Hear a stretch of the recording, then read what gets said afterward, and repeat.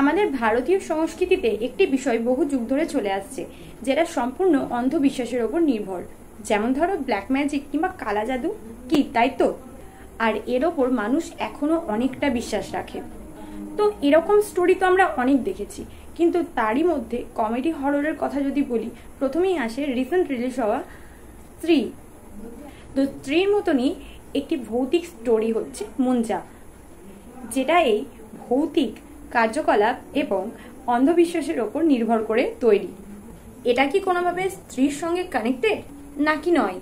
মুভিটির মধ্যে কতটা কমেডি এবং কতটা ভয় লুকিয়ে আছে, চলো জানবো আজকে আমরা এই ভিডিওতে। Hey guys, welcome back to my YouTube channel. তোমরা দেখছো সানি স্টক আর আমি সানি।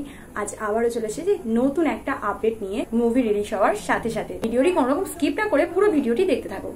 মুভিটি মেনলি মুঞ্জার, যে একটি অতৃপ্ত আত্মা এবং তারই একটি অপূর্ণ ইচ্ছাকে পূর্ণ করার ঘটনা। অর্থাৎ মুঞ্জা চায় মুন্নিকে বিয়ে করতে।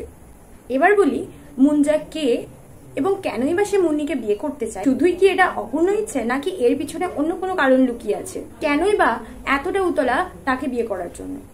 মুন্নির সাথে সাথে বাকিরা কিভাবে মুঞ্জার সাথে জড়িত হলো সেটা তো দেখলেই জানবে মুভিটা, তাই না? সত্যি বলতে পরিচালক যেভাবে মুভিটি বানিয়েছেন সেটা প্রশংসার যোগ্য, বাট মুভিটির মধ্যে যে কমেডি রয়েছে সেটা প্রথম ধাপেই পেয়ে যাবে তোমরা।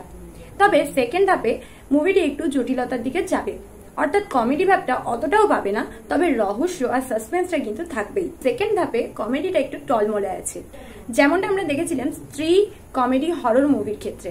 ঠিক কিছুটা বলতে পারি যে সেদিকেই হাঁটছে, তবে খুব বিশাল কিছু আছে বললে একটু ভুল হবে।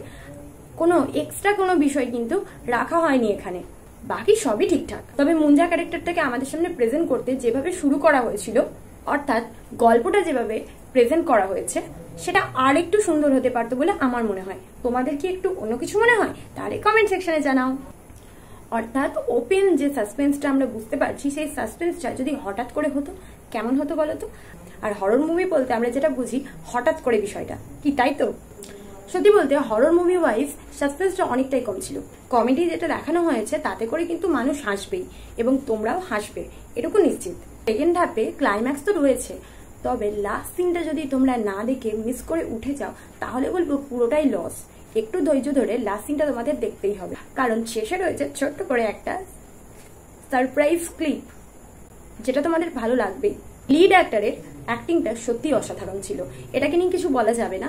তবে বাকি যে অ্যাক্টররা ছিলেন তারাও কিন্তু তাদের সম্পূর্ণটা দিয়ে চেষ্টা করেছেন যতটা ভালো করা যায়। তো এই অভিনয় নিয়ে আমি কোনো কথা বলবো না, আমার খুবই ভালো লেগেছে।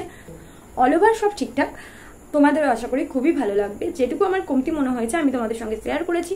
তোমাদের যদি এর থেকেও বাইরে এক্সট্রা কিছু মনে হয়ে থাকে, কিংবা তোমরা যদি ইতিমধ্যেই মুভিটি দেখে থাকো, তাহলে প্লিজ কমেন্ট সেকশনে জানাও তোমাদের মতামতটা। আর আমার চ্যানেলে নতুন হয়ে থাকলে চটপট সাবস্ক্রাইব করে আমার সঙ্গে জয়েন হয়ে যাও নতুন নতুন মুভি সম্পর্কে জানতে।